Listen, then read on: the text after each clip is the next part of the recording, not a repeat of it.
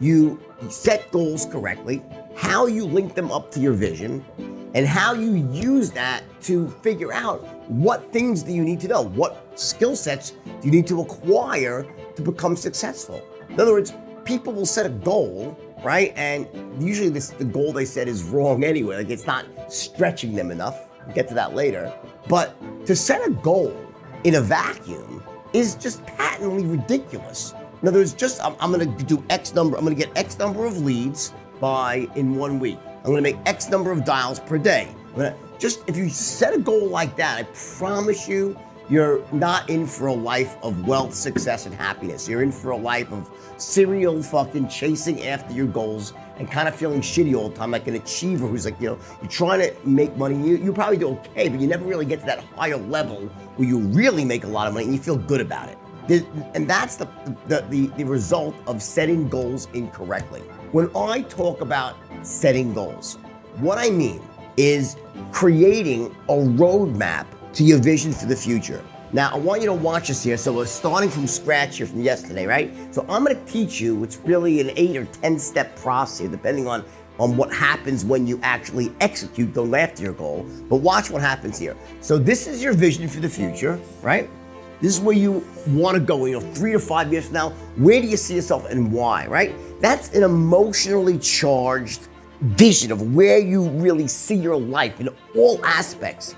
And this is the target that you aim for. It's what you're aiming for. It gives you that precise thing. This is what I want to end up. And that alerts a certain part of your brain to say, well, okay, since I want to end up there, what should be important to me? And what can I ignore?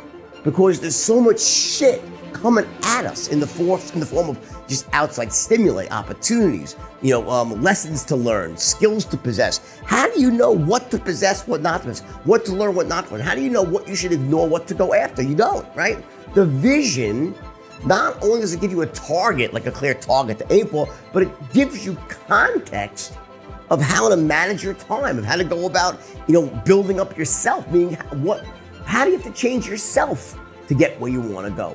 The vision is the basis for everything, and you want to be emotionally attached to it, meaning it's your why at the highest level. Why is this so important to you? It's about your children, your wife, your family, your husband, the community you live in, the causes you believe in. It's about your core beliefs, your values, very deep. You all know the story when I was in jail. My why, my WHY of my vision was my children, that I could get out of jail, make my kids proud. And that was a power that allowed me an inner power to overcome any obstacle standing in my way. What really is required to unleash this power within you? When you know how to unleash the power, which starts, by the way, with the voice in your own head, your own mindset. Is it fear-based, or are you basically moving but playing offense or defense essentially, right? And this is where you are today. This is your starting point. All right. Then you have these sort of stopping off points, these decision trees, these different testing methodologies you'll have all the way up to your vision. It'll be nice to have a straight line to your vision, but it's just not the way it works. You're not gonna have a straight line to success. It's about cops and robbers, the police, the detectives. They only have to be right once. A criminal's got to be right every single time. One mistake, they're toast. Well, guess what? With success, you only have to be right once, and you're rich.